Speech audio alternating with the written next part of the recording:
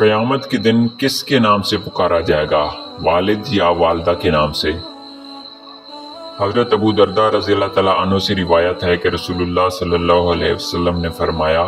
روز قیامت تم اپنے ناموں اور اپنے آبا کے ناموں سے پکارے جاؤ گے، لہٰذا اپنے نام اچھے رکھا کرو۔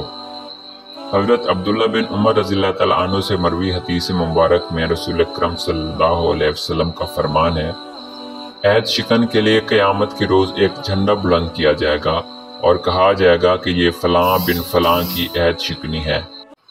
ابن بطال اس حدیث کی شرح میں لکھتے ہیں، رسول اللہ صلی اللہ علیہ وسلم کے اس فرمان ھذا غدرۃ فلاں بن فلاں میں ان لوگوں کے قول کا رد ہے جن کا خیال ہے کہ قیامت کے دن لوگوں کو ان کی ماؤں ہی کے نام سے بلایا جائے گا، کیونکہ اس میں ان کے باپوں پر پردہ پوشی ہے۔